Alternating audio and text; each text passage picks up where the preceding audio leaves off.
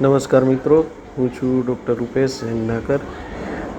બીજા વિડીયોની જેમ આજે તમારા માટે ફ્યુનારિયાનું જીવનચક્રનો વિડીયો આજે સામેલ છે અને ખાસ તમે એ શીખજો અને લાસ્ટ સુધી જોજો. તો મિત્રો, ફ્યુનારિયા એ બેઝિકલી એક દ્વિઅંગી વનસ્પતિ છે જે ખૂબ સામાન્ય રીતે ભેજવાળા પ્રદેશો, પર્વતો, ભેજવાળી દિવાલો, વૃક્ષોની છાલ પર આ બધી જ જગ્યાએ કે જ્યાં પુષ્કળ ભેજ હોય ત્યાં જોવા મળે છે. એને સામાન્ય રીતે મોસ તરીકે પણ ઓળખવામાં આવે છે. તો આજે આપણે ફ્યુનારિયાનું જીવનચક્ર કેવું હોય છે તે ખાસ જોઈશું. તો આવો મિત્રો, શરૂ કરીએ. હું છું doctor Rupesh Nakar, assistant professor વનસ્પતિશાસ્ત્ર, Sheth PT arts and science college, Godhra. આવો આજે જોઈએ ફ્યુનારિયાનું જીવનચક્ર.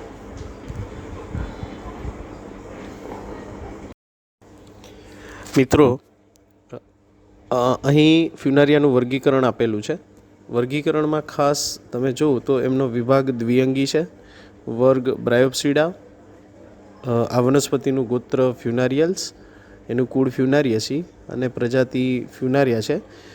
એક ખૂબ જ સામાન્ય જાતિ જે છે એ છે ફ્યુનારિયા હાઇગ્રોમેટિકા. આમ તો ફ્યુનારિયાની ઘણી બધી જાતો વિશ્વમાં જાણીતી છે, પણ ફ્યુનારિયા હાઇગ્રોમેટિકા એ ખૂબ કોમનલી દરેક વિસ્તારોની અંદર જોવા મળે છે અને ગુજરાતમાં પણ એ જોવા મળે છે મિત્રો. તો આ એનું વર્ગીકરણ છે. અને તમને બધાને ખબર છે કે પુષ્પો નથી ઉગતા માટે નિમ્ન કક્ષાની વનસ્પતિઓના ગ્રુપમાં આવે છે. તો આ વર્ગીકરણ ખાસ યાદ રાખી લેજો મિત્રો. મિત્રો, ફ્યુનારિયાના લક્ષણોની વાત કરીએ તો સામાન્ય રીતે એ સ્થળ જ વનસ્પતિ છે અને મોસ તરીકે ઓળખાતી એક ખૂબ સામાન્ય દ્વિઅંગી વનસ્પતિ છે. ખાસ કરી અને છાયાવાળી અને ભેજવાળી જગ્યા પર લીલાશ પડતા અથવા જાંબલી રંગની એ વસાહતો સ્વરૂપે સમાજમાં જોવા મળે છે. ખાસ કરીને કેલ્શિયમ, પોટેશિયમ, નાઇટ્રોજન, ફોસ્ફરસ પુષ્કળ પ્રમાણમાં હોય એવી જમીન પર ફ્યુનારિયા ખૂબ જ સરળતાથી થઈ જાય છે. જેવી રીતે વાત કરી એ રીતે હાઇગ્રોમેટિકા એ ખૂબ જ જાણીતી જાતિ છે.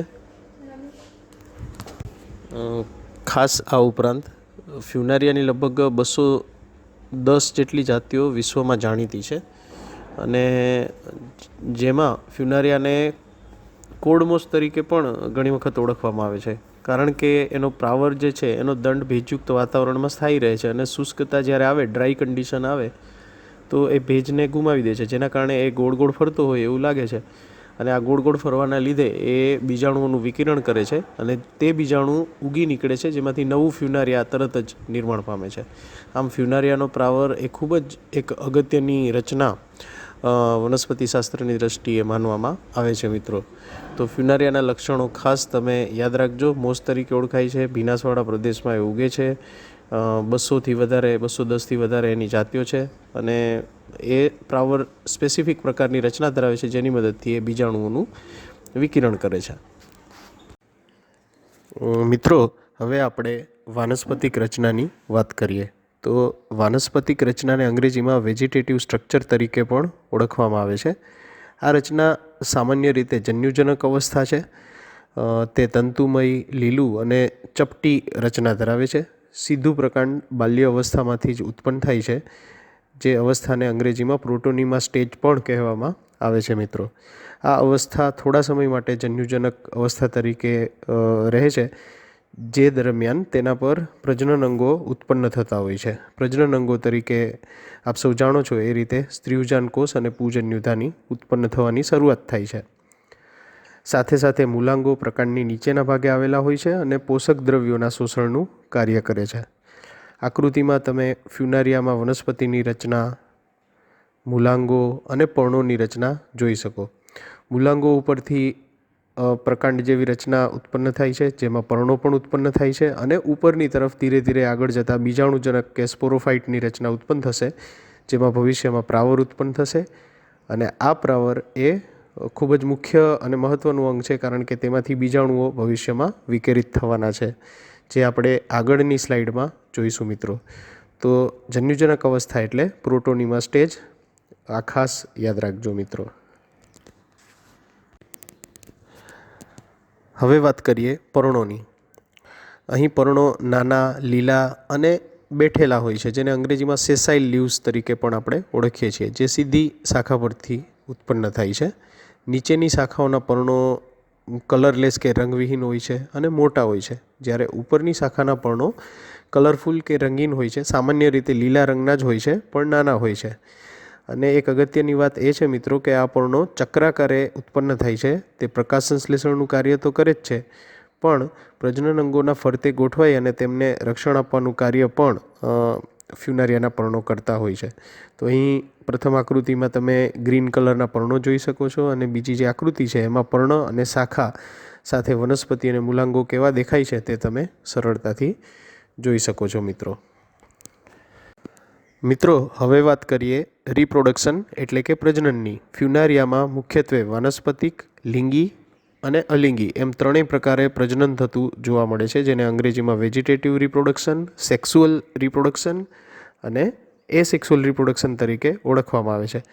ખાસ કરીને જન્યુજનક વનસ્પતિ વાનસ્પતિક પ્રજનનથી ઘણી વખત વિકાસ પામે છે, ત્યારબાદ તે લિંગી પ્રજનન કરે છે. એ દરમિયાન એના લિંગી પ્રજનન અંગો જેમ કે સ્ત્રીયુજાન કોષ અને પૂજન્યુધાની ઉત્પન્ન થતા હોય છે, જેમાં નર અને માદા જન્યુ પ્રજનન બાદ ફલન કરી અને યુગ્મનજની રચના બનાવે છે, જે દ્વિકીય હોય છે મિત્રો. બીજાણુજનક અવસ્થા બીજાણુના વિકિરિત થવાથી ઉત્પન્ન થતી હોય છે.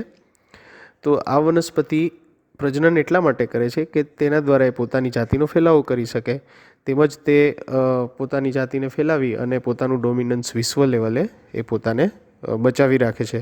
પ્રજનન એક વાનસ્પતિક પ્રજનન જેને આપણે કહીએ, અથવા તો કોઈ પણ પ્રકારનું પ્રજનન કહીએ, પ્રજનન એક એવી પ્રક્રિયા છે કે જે અનુકૂલન સાધ્યું વનસ્પતિ એવું આપણે કહી શકીએ, અને જેના દ્વારા એ પોતાની જાતિ છે એ બચાવી શકે છે. પ્રથમ પ્રજનનનું અનુકૂલન એટલે વાનસ્પતિક પ્રજનન. હવે વાનસ્પતિક પ્રજનનને અંગ્રેજીમાં વેજીટેટિવ રિપ્રોડક્શન તરીકે પણ ઓળખવામાં આવે છે મિત્રો. અહીં તમે આકૃતિમાં જોઈ શકો એ રીતે ઘણી બધી શાખાઓ ઉત્પન્ન થાય છે. એમાંથી અમુક સીધી શાખાઓ જ્યારે મૃત્યુ પામે તો તેમાંથી નવું વાનસ્પતિક સુકાઈ અથવા તો નવું ફ્યુનારિયા ઉત્પન્ન થઈ શકે. તે જ રીતે ગેમી કપ એક સ્પેસિફિક પ્રકારની ખાંચ ધરાવતા કપ જેવી રચના છે, તેમાંથી પણ નવું વાનસ્પતિક સુકાઈ ઉત્પન્ન થઈ શકે. ઘણી વખત પ્રોટોનીમા અવસ્થા જ્યારે ચાલતી હોય એ દરમિયાન પણ નવું સુકાઈ જન્મ લઈ શકે. અમુક કલિકાઓ છે એના દ્વારા પણ બીજાંકુરણ થઈ અને નવું વનસ્પતિક સુકાઈ બને. તો કલિકાઓ દ્વારા જે શાખાઓ ઉત્પન્ન થાય છે, સામાન્ય રીતે આ ઘટનાને બીજાણુજનક અવસ્થાનું બીજાંકુરણ કહેવામાં આવે છે, જેને વોન્ડિંગ ઓફ સ્પોરોફાઇટ પણ કહે છે. ઘણી વખત અલિંગી પ્રજનન દરમિયાન પ્રતંતુ જન્યુજનક અવસ્થા પર કલિકાઓ નિર્માણ પામે છે, જે સીધું જ દ્વિકીય સુકાઈમાં પરિણમે છે, જેને અબીજાણુતા પણ કહેવામાં આવે છે. એટલે કે બીજાણુ ઉત્પન્ન થયા વગર જ સીધા વાનસ્પતિક સુકાઈની રચના થતી હોય છે, સીધું વાનસ્પતિક સુકાઈ ઉત્પન્ન થતું હોય છે. તો વાનસ્પતિક પ્રજનનની આ વિશિષ્ટતાઓ તમે ખાસ યાદ રાખી લેજો મિત્રો.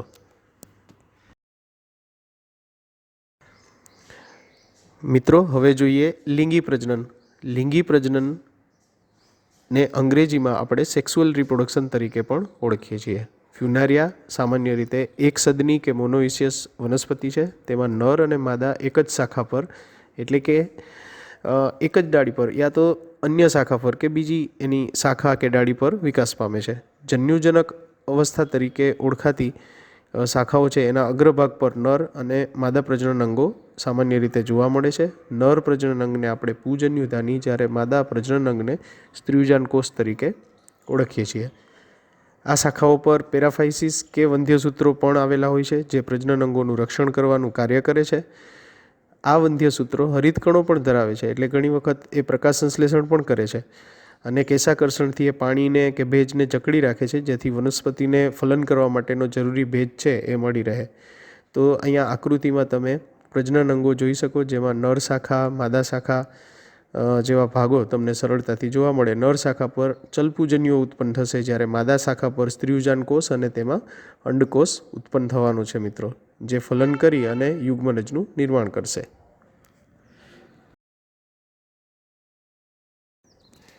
હવે વાત કરીએ ફ્યુનારિયામાં મેલ બ્રાન્ચ અથવા તો નર જન્યુજનક શાખાની. આકૃતિ પરથી તમે સરળતાથી જોઈ શકો કે નર શાખા રકાબી આકારના જન્યુઘર પર ઝુમખામાં ઉત્પન્ન થાય છે. આ શાખાને આપણે નર જન્યુજનક અવસ્થા તરીકે ઓળખીએ છીએ, જેમાં સાથે સાથે વંધ્યસૂત્રો પણ ગોઠવાયેલા હોય છે મિત્રો. મુખ્ય શાખા રેકેટ આકારના એક દંડ પર ગોઠવાયેલી હોય છે, જેની ફરતે રક્ષણાત્મક સ્તર આવેલું હોય છે. શાખાનો ઉપરનો ભાગ ટોપી જેવો જોવા મળે છે, જેને આપણે ઓપરક્યુલમ અથવા તો ઢાંકણ તરીકે પણ ઓળખીએ છીએ. તેનું મુખ્ય કાર્ય બીજાણુઓનું વિકિરણ કરવાનું હોઈ શકે છે. મિત્રો, અહીં આકૃતિમાં નરજન્યુજનક અને પૂજન્યુધાનીમાંથી પસાર થતો છેદ તમે જોઈ શકો. મિત્રો,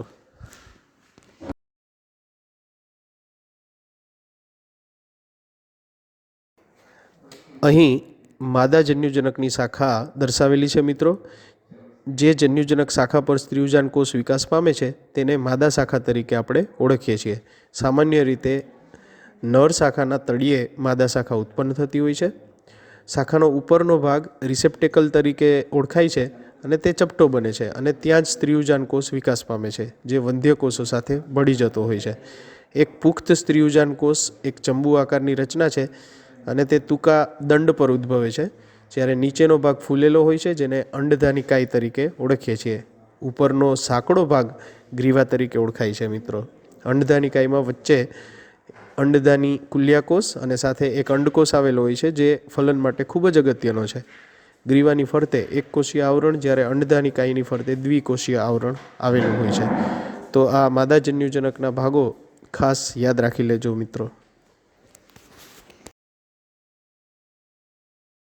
મિત્રો, અહીં આકૃતિમાં ફ્યુનારિયાના પ્રજનન અંગો, એમાં પણ પૂજન્યુધાની એટલે કે એન્થ્રીડિયા દર્શાવેલી છે.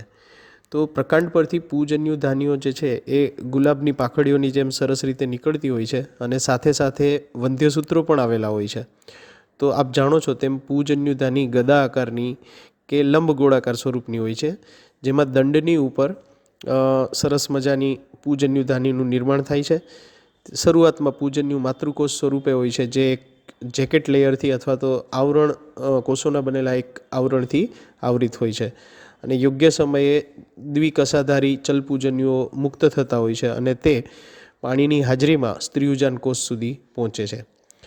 તો નર શાખામાંથી પસાર થતો છેદ તમે જોઈ શકો અને તેમાં ચલપૂજન્યુઓ કેવી રીતે ઉત્પન્ન થાય છે તે પણ આ આકૃતિ પરથી તમને ખ્યાલ આવી જશે. મિત્રો, હવે વાત કરીએ ફ્યુનારિયાની સ્ત્રીયુજાન કોષની, જેને અંગ્રેજીમાં આપણે આર્કેગોનિયા તરીકે ઓળખીએ છીએ. સામાન્ય રીતે બધી જ દ્વિઅંગીઓમાં એક સરખો સ્ત્રીયુજાન કોષ જોવા મળતો હોય છે અને તે માદા શાખા પર ઉત્પન્ન થાય છે. તો અહીં માદા શાખા પછી પસાર થતા જે છેદ છે એની અંદર તમે સ્ત્રીયુજાન કોષની રચના જોઈ શકો. સ્ત્રીયુજાન કોષ ચંબુ આકારનો હોય છે, જેમાં નીચેની તરફ ફૂલેલું અંડધાનિકાય અને ઉપરની તરફ એક સાંકડી ગ્રીવા આવેલી હોય છે. અંડધાનિકાય વિસ્તારની અંદર અંડધાની કુલ્યાકોષ અને અંદર એક અંડકોષ આવેલો હોય છે, જે ફલન માટે અગત્યની રચના છે. જ્યારે ઉપરની સાંકડી ગ્રીવામાં ગ્રીવામાર્ગ કોષો આવેલા હોય છે, જ્યારે ઉપર આવરણ કોષો આવેલા હોય છે. ફલન દરમિયાન જ્યારે ચલપૂજન્યુઓ પ્રવેશે છે ત્યારે વધારાના બધા જ કોષો ડિસ્ટ્રોય થઈ જાય છે, યા તો ડિસઇન્ટિગ્રેટ થઈ જાય છે અથવા તો ઓગળી જાય છે અને ચલપૂજન્યુ અંડકોષ સુધી પહોંચી અને ફલન કરે છે. તો અહીંયા તમને આકૃતિમાં એક્ઝામ્પલ માટે 3 થી 4 સ્ત્રીયુજાન કોષની રચનાઓ બતાવેલી છે, જેની સાથે વંધ્યસૂત્રો પણ તમને પર્ણો જેવા દેખાય છે, જે એમનું રક્ષણ કરવાનું કાર્ય કરે છે. મિત્રો, તો માદા શાખામાંથી પસાર થતા છેદની આ રચના તમે યાદ રાખી લેજો. મિત્રો, ફલનની વાત કરીએ તો નર પ્રજનન અંગ પૂજન્યુધાનીમાંથી ચલપૂજન્યુઓ પાણીના પ્રવાહમાં અથવા તો ટીપા સાથે સ્ત્રીયુજાન કોષ પાસે પહોંચે છે. ઘણા બધા ચલપૂજન્યુઓમાંથી માત્ર એક જ અંડકોષ સુધી પહોંચી શકે છે અને છેલ્લે ફલન થાય છે. પૂજન્યુધાનીના આવરણ કોષો ઓગળીને છૂટા પડે છે, જેથી ઉપરના ભાગે એક ખાંચ ઉત્પન્ન થાય છે, જેમાંથી ચલપૂજન્યુ શરૂઆતમાં બહાર નીકળે છે.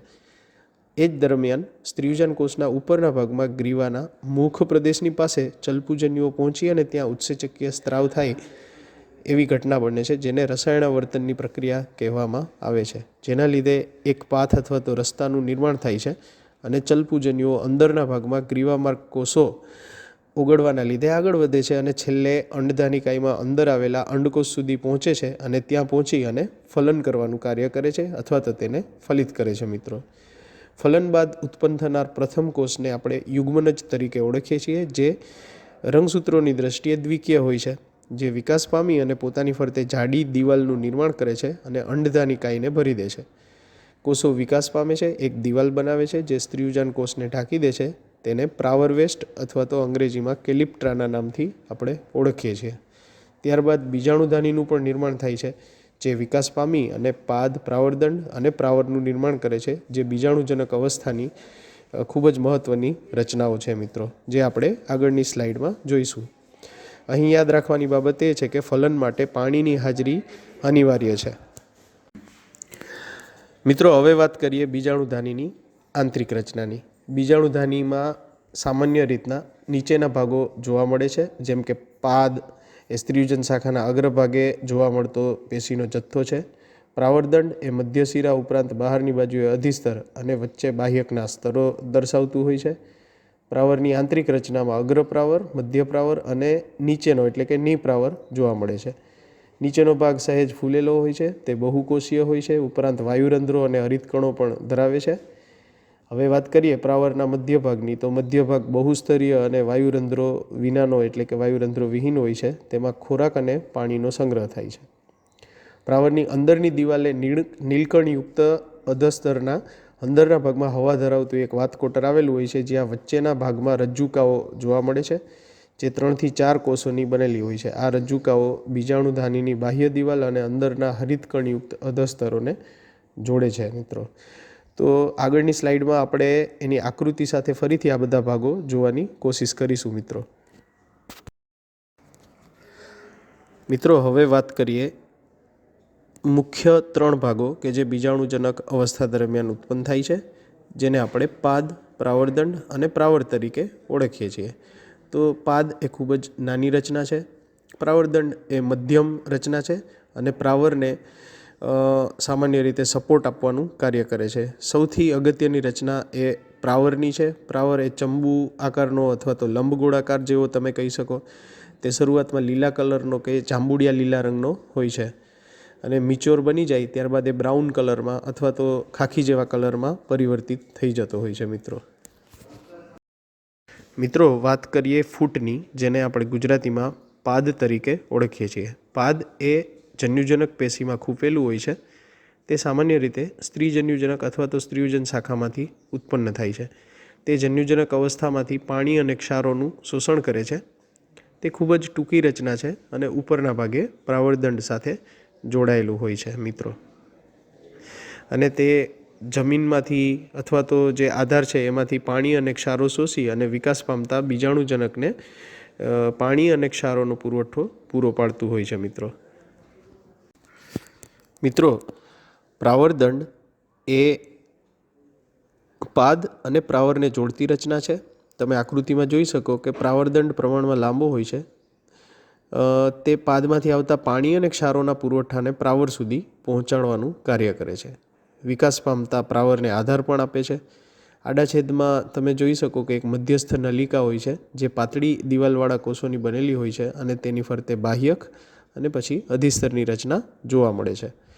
સામાન્ય રીતે જ્યારે પ્રાવરદંડ મિચ્યોર બની જાય છે, પુખ્ત બને છે, ત્યારે એ બ્રાઉન કે ખાખી રંગનો તમને જોવા મળે છે. આકૃતિમાં તમે અલગ અલગ પ્રાવરદંડની રચનાઓ જોઈ શકો, જેને અંગ્રેજીમાં સેટા તરીકે પણ આપણે ઓળખીએ છીએ મિત્રો.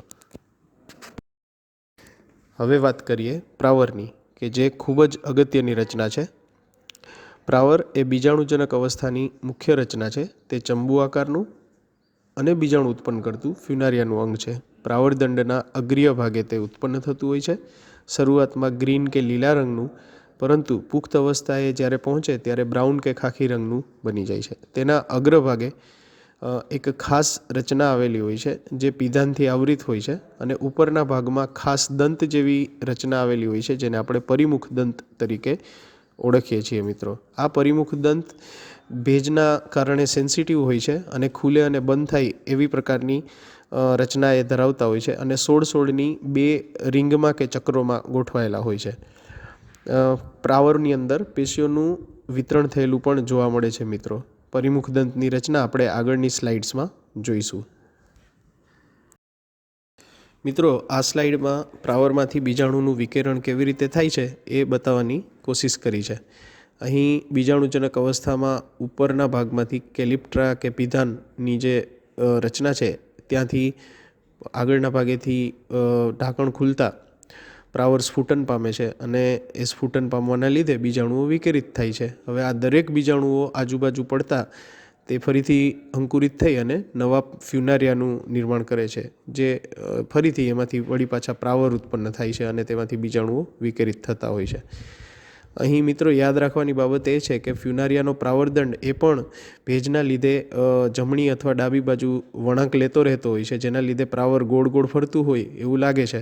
અને આ ફરવાના લીધે જ ઉપરના ભાગમાંથી ઢાંકણ ખુલે છે અને બીજાણુઓ બધા વિકિરિત થતા હોય છે. તો ફ્યુનારિયાનો પ્રાવર એ વાનસ્પતિક દ્રષ્ટિએ ખૂબ જ મહત્ત્વની રચના છે મિત્રો. પરિમુખ દંતની રચના વિશે વધુ થોડું જાણીએ તો પ્રાવરના અગ્રભાગે એક તો ગોઠવાયેલા હોય છે. આ જે ચક્ર તમે મધ્યમાં જોવો છો તે 32 પરિમુખ દંતનું બનેલું ચક્ર છે, જે એક રિંગ સ્વરૂપે તમને જોવા મળે. હકીકતમાં અંદરની રિંગ અને બહારની રિંગ એમ 16-16ના 2 ચક્રોમાં એ ગોઠવાયેલા હોય છે. પરિમુખ દંત એ ભેજના લીધે હલનચલન પામે છે, જેના લીધે પ્રાવરનું ઉપરનું ઢાંકણ છૂટું પડતા અંદર રહેલા બીજાણુઓ વિકિરિત થાય છે અને આ બીજાણુઓ આજુબાજુમાં અંકુરિત થઈ અને નવા ફ્યુનારિયાનું નિર્માણ કરે છે. તો અહીં ટોપ વ્યૂ બતાવેલો છે. આઉટર એન્ડ ઇનર પેરિસ્ટોમલ ટીથ પણ અહીં બતાવેલા છે, કે જે અંદરના અને બહારના બંને ચક્રોમાં ગોઠવાયેલા પરિમુખ દંતો સૂચવે છે મિત્રો. આ સ્લાઇડમાં ફ્યુનારિયા હાઇગ્રોમેટિકામાં પ્રાવરની રચના અને તેનું સ્ફુટન બતાવેલું છે મિત્રો. અહીં મૂલાંગો, પ્રકાંડ, ચક્રાકારે ગોઠવાયેલા પર્ણો અને એની સાથે પ્રાવર પણ જોડાયેલો છે એ પણ બતાવેલું છે. એટલે કે જન્યુજનક અવસ્થા પર બીજાણુજનક અવસ્થા એ પાણી અને ક્ષારોના પુરવઠા માટે આધારિત હોય છે. હવે પ્રાવરની સાથે અગ્રભાગે પરિમુખ દંતનું ઢાંકણ પણ બતાવેલું છે, જેમાં 32 જેટલા પરિમુખ દંત આવેલા હોય છે. હવે આ ઉપરથી ઢાંકણ જ્યારે ખુલે છે ત્યારે પરિમુખ દંતના હલનચલનના કારણે બધા જ બીજાણુઓ વિકિરિત થાય છે અને એ વિકિરિત થતાં દરેક બીજાણુ નવા ફ્યુનારિયામાં અંકુરિત થાય છે અને તે નવું ફ્યુનારિયા પણ ભવિષ્યમાં પાછું જન્યુજનક અને બીજાણુજનક અવસ્થાઓ ઉત્પન્ન કરતું હોય છે. તો એક જ સ્લાઇડમાં તમે ઘણું બધું સમજી શકશો મિત્રો.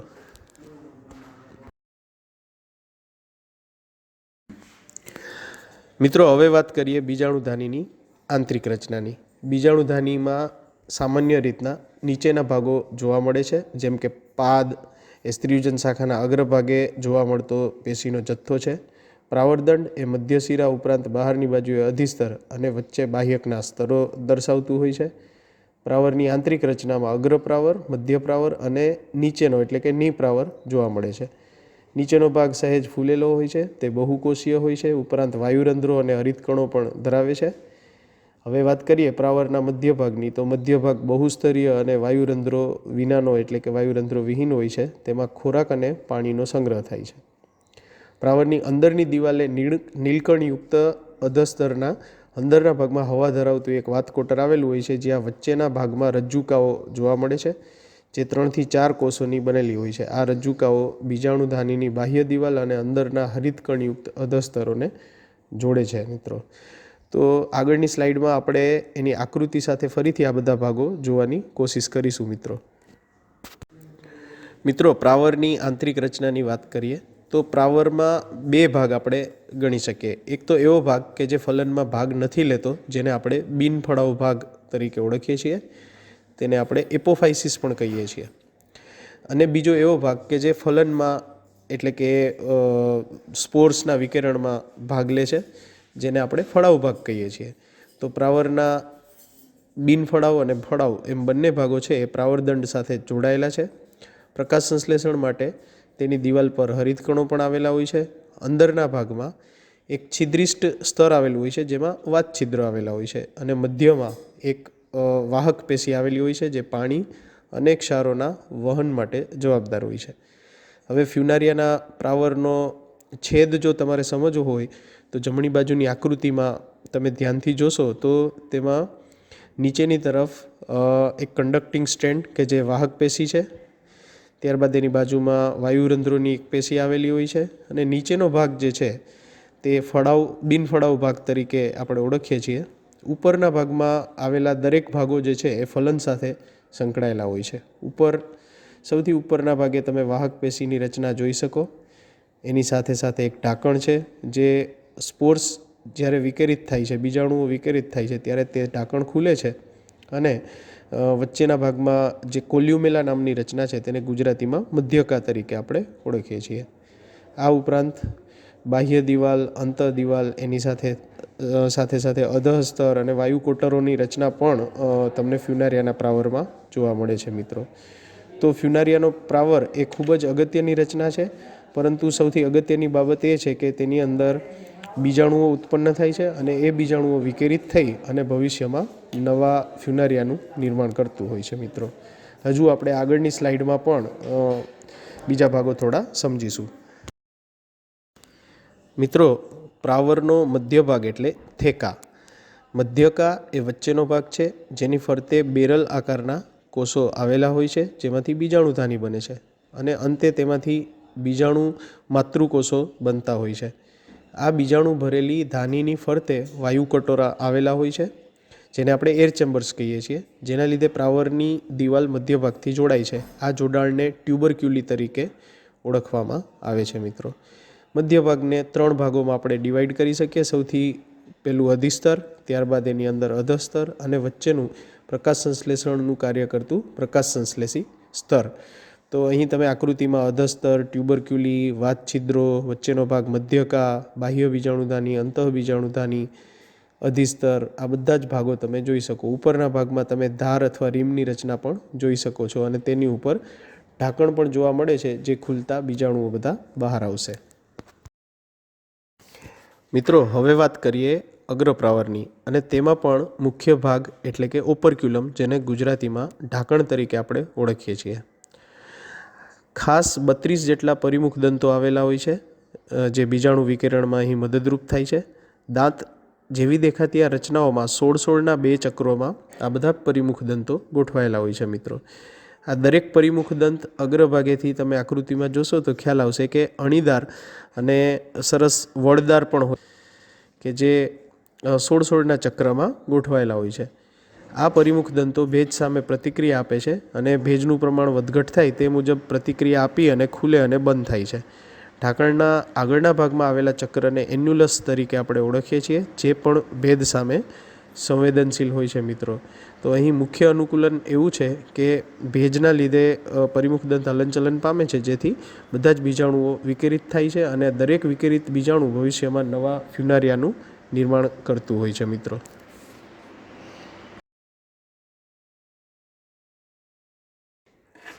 મિત્રો, હવે વાત કરીએ પ્રાવરની રચના અને તેના વિવિધ ભાગોની. જે આપણે આગળની સ્લાઇડમાં સમજ્યા, સેમ વસ્તુ અહીં મૂકવામાં આવેલી છે, પરંતુ અહીં ચિત્રો દ્વારા તમને સરળતાથી ખ્યાલ આવશે. સૌપ્રથમ પાદ, પ્રાવરદંડ અને પ્રાવરની સાથે તમે કેલિપ્ટ્રા એટલે કે પીધાનની રચના પણ જોઈ શકશો, જેને પ્રાવર વેસ્ટ પણ કહી શકાય છે. અહીં શરૂઆતમાં પ્રાવર છે એ ગ્રીન જાંબુડિયા રંગનું હોય છે, જે મિચોર બનતા બ્રાઉન કલરમાં એટલે કે ખાખી જેવા રંગનું બની જાય છે. અહીં પાદની રચના બતાવેલી છે. પ્રાવરનો ઊભો છેદ પણ મધ્યમાં બતાવ્યો છે. મધ્ય છેદમાં તમને 2 ચેમ્બર્સ ખાસ જોવા મળે છે, કે જેની અંદર બધા બીજાણુઓ ભરેલા છે અને વચ્ચેના ભાગથી 2 ચેમ્બર છૂટી પડે છે, જેને આપણે મધ્યકા કહીએ છીએ. અને મધ્યકાની સાથે સાથે અહીં સ્પોર્સ પણ તમને જોઈ શકાય છે મિત્રો. નીચેની આકૃતિમાં પેરિસ્ટોમ ટીથ એટલે કે પરિમુખ દંતની રચના પણ તમે જોઈ શકો છો. તો પરિમુખ દંતની રચના આપણે વાત કરી તે મુજબ 16-16ના 2 ચક્રોમાં પરિમુખ દંતો બધા ગોઠવાયેલા હોય છે અને ભેજ સામે પ્રતિક્રિયા આપતા તે ખુલે અને બંધ થાય છે, જે ઉપરની આકૃતિમાં તમે કોર્નર પર જમણી બાજુ જોઈ શકો મિત્રો. તો ખૂબ જ સરળ પ્રાવર છે અને આ બધા જ ભાગો યાદ રાખી અને પરીક્ષામાં લખશો તો તમને પૂરા માર્ક્સ ચોક્કસ આવશે મિત્રો. મિત્રો, પરિમુખ દંતની રચના વિશે વધુ થોડું જાણીએ તો પ્રાવરના અગ્રભાગે એક તો ગોઠવાયેલા હોય છે. આ જે ચક્ર તમે મધ્યમાં જોવો છો તે 32 પરિમુખ દંતનું બનેલું ચક્ર છે, જે એક રિંગ સ્વરૂપે તમને જોવા મળે. હકીકતમાં અંદરની રિંગ અને બહારની રિંગ એમ 16-16ના 2 ચક્રોમાં એ ગોઠવાયેલા હોય છે. પરિમુખ દંત એ ભેજના લીધે હલનચલન પામે છે, જેના લીધે પ્રાવરનું ઉપરનું ઢાંકણ છૂટું પડતા અંદર રહેલા બીજાણુઓ વિકિરિત થાય છે અને આ બીજાણુઓ આજુબાજુમાં અંકુરિત થઈ અને નવા ફ્યુનારિયાનું નિર્માણ કરે છે. તો અહીં ટોપ વ્યૂ બતાવેલો છે. આઉટર એન્ડ ઇનર પેરિસ્ટોમલ ટીથ પણ અહીં બતાવેલા છે, કે જે અંદરના અને બહારના બંને ચક્રોમાં ગોઠવાયેલા પરિમુખ દંતો સૂચવે છે મિત્રો. ફ્યુનારિયાનું જીવનચક્ર મુખ્યત્વે 2 અવસ્થાઓમાં પૂર્ણ થાય છે. જન્યુજનક અવસ્થા, જેને પ્રોટોનીમા સ્ટેજ પણ કહીએ છીએ, અને બીજાણુજનક અવસ્થા કે જે પ્રાવર ઉત્પન્ન કરતી અવસ્થા છે. તો અહીં જન્યુજનક અવસ્થાની વાત કરીએ તો એ એકકીય છે. એ દરમિયાન છોડ પર નર શાખા અને માદા શાખા ઉત્પન્ન થાય છે, જેમાંથી નર શાખામાં ચલપુજન્યુ અને માદા શાખા પર સ્ત્રીયુજાન કોષમાં અંડકોષ ઉત્પન્ન થાય છે. તો ચલપુજન્યુ અને અંડકોષ વચ્ચે ફલન થાય છે, જેના પરિણામે યુગ્મનજનું નિર્માણ થાય છે મિત્રો, જે ભ્રૂણમાં પરિણમતા તેમાંથી ભવિષ્યમાં બીજાણુજનક ફ્યુનારિયા સ્પોરોફાઇટ કે જે રચનાકીય દ્રષ્ટિએ દ્વિકીય હોય છે એનું નિર્માણ થાય છે. ફરીથી એની અંદર સ્ત્રીયુજાન કોષ ઉત્પન્ન થાય છે, જેમાં બીજાણુ માતૃકોષો ઉત્પન્ન થાય છે, અર્ધીકરણ પામે છે અને અર્ધીકરણ પામી અને ફરીથી જન્યુજનક અવસ્થાનું નિર્માણ કરતા હોય છે મિત્રો. આમ અહીં સ્પષ્ટ એકાંતર જનનની તમને જોઉં તો લાઈફ સ્ટેજની અંદર એકાંતર જનનનું નિર્માણ થયેલું જોવા મળતું હોય છે મિત્રો, જેને અંગ્રેજીમાં આપણે અલ્ટરનેશન ઓફ જનરેશન તરીકે ઓળખીએ છીએ, જ્યાં જનરેશન એકાંતરે બદલાયા કરે. when generations are altered in the form of sporophyte to gametophyte and gametophyte to sporophyte, phenomena is called as a alternation of generation, જેને અંગ્રેજીમાં આપણે એલ્ટરનેશન ઓફ જનરેશન કહીએ છીએ. ગુજરાતીમાં એ એકાંતર જનન છે મિત્રો. સેમ વસ્તુ આ સ્લાઇડમાં પણ બતાવેલી છે. અહીં મિત્રો જન્યુજનક અવસ્થામાં ચલપુજન્યુઓ અને અંડકોષ ઉત્પન્ન થાય છે, જેનું ફલન થઈને ભ્રૂણ બને છે, જે દ્વિકીય હોય છે. વળી પાછું એનું અર્ધીકરણ થઈ અને તેમાંથી જન્યુજનક અવસ્થા ફરીથી ઉત્પન્ન થાય છે. આમ અહીં હેપ્લોઇડ અને ડિપ્લોઇડ સ્ટેજ એટલે કે એકકીય અને દ્વિકીય અવસ્થાઓ એકાંતરે બદલાયા કરે છે, જેથી જીવનચક્રમાં સ્પષ્ટ એકાંતર જનન જોવા મળે છે મિત્રો. તો આ બંને સ્લાઇડ પરથી તમને જીવનચક્ર સમજાઈ ગયું હશે. મિત્રો, ફ્યુનારિયામાંથી નીચેના પ્રશ્નો પૂછાઈ શકે. ફર્સ્ટ વન, ફ્યુનારિયાની પ્રતંતુ અવસ્થા સમજાવો. Explain protonema stage in Funaria. પછી બીજું જે ક્વેશ્ચન છે એ ફ્યુનારિયાના પ્રજનન અંગો સમજાવો એવો પણ આવી શકે. Explain different reproductive organs of Funaria, જેમાં આપણે સ્ત્રીયુજાન કોષ અને પૂજન્યુધાની વિશે લખવાનું હોય છે. પછી સૌથી અગત્યનો પ્રશ્ન, ફ્યુનારિયામાં પ્રાવરની રચના સમજાવો. Explain structure of capsule in Funaria. એની આંતરિક રચના પણ પૂછાય, એ પણ તમે યાદ રાખી લેજો મિત્રો. અને ચોથો ક્વેશ્ચન કે ફ્યુનારિયામાં પરિમુખ દંત કેવા હોય છે, એનું રચના અને કાર્ય સમજાવો, એના વિશે પણ ઘણી વખત પૂછાતું હોય છે. Explain structure of peristome teeth and their function in Funaria. તો આ પ્રશ્નો તમે તૈયાર કરી લેજો મિત્રો.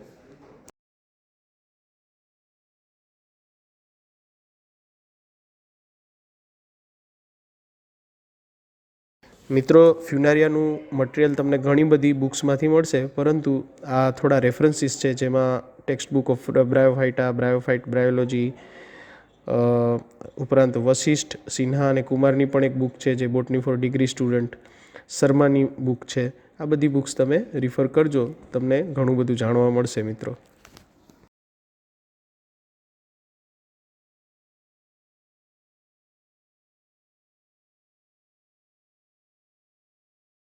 મિત્રો, તમે અહીં સુધી વિડીયો જોયો એ માટે તમારો ખૂબ ખૂબ આભાર.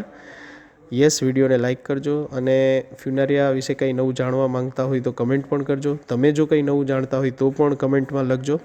તમારા જેવા રસ ધરાવતા વિદ્યાર્થી મિત્રોને શેર પણ કરજો. આ વિડીયો કોઈ પણ યુનિવર્સિટી માટે કામમાં લાગશે, તો દરેકને કે જે વનસ્પતિ શાસ્ત્રમાં રસ ધરાવે છે તેમને આ મોકલજો. અને છેલ્લે મને સપોર્ટ કરવા માટે મારી ચેનલને તમે સબસ્ક્રાઈબ તો કરી જ દેજો મિત્રો, જેથી આપણે સંપર્કમાં રહીશું. મારા નવા વિડીયોઝ તમને મળતા રહેશે. Thank you again.